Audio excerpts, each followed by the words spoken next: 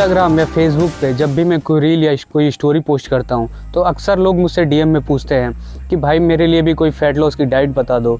अब देखो, सबकी बॉडी टाइप और सबका बॉडी वेट अलग होता है, इसलिए सबको इंडिविजुअली बताना तो पॉसिबल नहीं है। लेकिन मैं तुम्हें आज कुछ 5 ऐसी टिप्स बताऊँगा जिनको फॉलो करके तुम खुद की जर्नी स्टार्ट कर सकते हो। तुम चाहो तो फैट लूज़ कर सकते हो, वेट लूज़ कर सकते हो और चाहो तो मसल भी गेन कर सकते हो। और इन 5 टिपों को मैंने खुद फॉलो करके अपना मसल गेन किया है और काफ़ी हद तक वेट को लूज़ किया है। बॉडी बिल्डिंग ऑलरेडी एक बहुत ही स्लो प्रोसेस है और इम्प्रॉपर नॉलेज होने की वजह से ये प्रोसेस और भी स्लो हो जाता है। न्यूट्रिशन को लेके लोगों में इतना सारा मिथ फैला हुआ है कि चावल नहीं खाना चाहिए, रोटी नहीं खाना चाहिए, ये नहीं खाना चाहिए, वो नहीं खाना चाहिए। पर ऐसा कुछ नहीं है। ऐसा कोई एक पर्टिकुलर फूड नहीं है जिसको खा के तुम मोटे या पतले हो सकते हो। ये सारा डिपेंड करता है तुम कितना खाते हो और तुम्हारे कैलोरी में फिट होता है कि नहीं।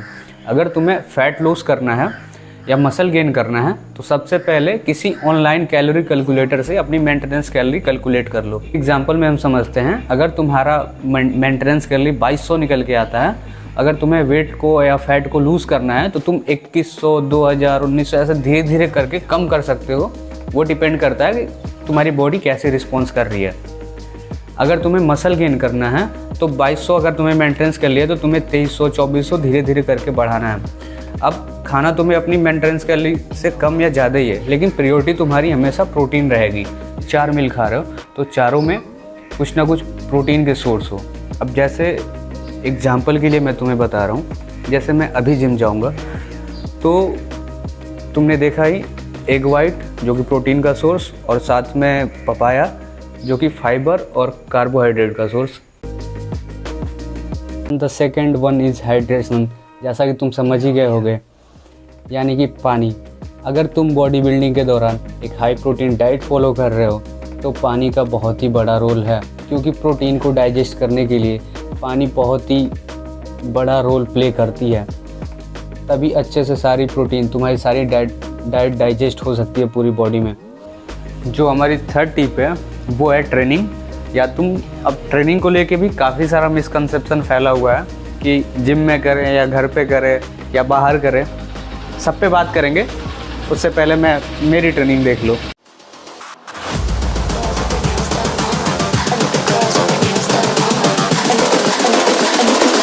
I think the girls with their nails done now.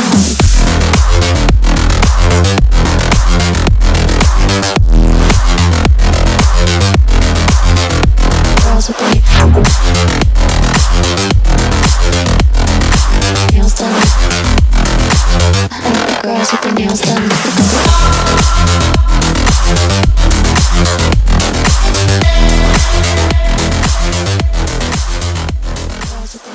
Training यानी कि वर्कआउट, कोई भी फिजिकल एक्टिविटी। अब वर्कआउट को लेके काफ़ी सारा मिसकंसेप्शन फैला हुआ है। लोगों को लगता है कि वो सिर्फ दौड़ के ही अपने फ़ैट को लूज़ कर सकते हैं, लेकिन ऐसा नहीं है। फ़ैट लूज़ करने का सिर्फ एक ही तरीका है, जो कि है कैलोरी डेफिसिट, यानी कि अपनी मेंटेनेंस कैलोरी से कम खाना, जिसको कहते हैं कि अपने सेवन से कम खाना, जो कि मैंने ऑलरेडी न्यूट्रिशन वाले टॉपिक में बता दिया है पहले ही। अब लोगों को ये लगता है कि सिर्फ दौड़ के ही फ़ैट को लूज़ कर सकते हैं, लेकिन आप दौड़ के फ़ैट तो लूज़ कर सकते हो, कैलोरी डेफिसिट में रह के भी फ़ैट को लूज़ कर सकते हो, लेकिन जो मेन थिंग है, आप मसल को रिटेन नहीं कर पाओगे, आप मसल को रोक के नहीं रख पाओगे, ना ही मसल गेन कर पाओगे। तो मसल गेन करने के लिए वर्कआउट यानी कि वेट ट्रेनिंग ज़रूरी है। मसल को एक रीज़न देना पड़ेगा रुकने के लिए, उसके लिए आपको इसको स्टिमुलेट करना पड़ेगा, इसको एक रीज़न देना पड़ेगा कि इसकी ज़रूरत बॉडी को है, नहीं तो फैट के साथ साथ बॉडी मसल को भी लूज़ करती जाएगी। अक्सर लोग क्या करते हैं कि दूसरे लोगों का देख के उनका वर्कआउट रूटीन फॉलो करने लग जाते हैं, जो कि बिल्कुल ही गलत है। अगर कोई बिगिनर है तो वो एडवांस लेवल का कैसे वर्कआउट कर पाएगा, उसकी बॉडी उतने रिकवर ही नहीं कर पाएगी। अगर आप शुरू कर रहे हैं तो कोशिश ये करें कि किसी भी मसल का एक वीक में 1 से 2 बार इसको ट्रेन करें और 2 से 3 एक्सरसाइज ही करें एक दिन में किसी भी मसल के लिए, ताकि उसको रिकवर होने का पूरा टाइम मिल सके। और कम से कम बीच में 1 या 2 दिन का गैप रखे दोबारा से उस मसल को ट्रेन करने के लिए, ताकि वो अच्छे से रिकवर हो चुकी हो। अब बात कर लेते हैं हमारे चौथे टिप की। अगर सपोज़ हम मान के ये चलते हैं कि आपने एक बैलेंस मील खा लिया, आप प्रोटीन इंटेक ठीक ठाक रख रहे हैं, आप खुद को हाइड्रेटेड रख रहे हैं, पानी अच्छा खासा पी रहे हैं, आपने वर्कआउट भी कर लिया। अब मेन चीज़ आती है आपकी रिकवरी, रेस्ट एंड रिकवरी। ये उतनी ही इम्पोर्टेंट है जितनी मैंने 3 टिप बताएं। मसल को रिकवर नहीं करने दे रहे हैं तो वो ग्रो नहीं करेगी, चाहे आप उसको कितना भी ट्रेन कर लें। किसी भी मसल को या बॉडी को रिकवर होने के लिए कम से कम 8 घंटे की उसको नींद जरूरी है। अगर आप 8 घंटे की स्लीप ले रहे हैं तो आपकी बॉडी खुद ब खुद रिकवर हो जाएगी और कुछ करने की इसमें ज़रूरत नहीं है। बस सिंपल आप जाएं, वर्कआउट करें और जब भी आपको टाइम मिले रात में कम से कम 8 घंटे की अच्छी खासी स्लीप लें बिना कोई डिस्टर्बेंस के।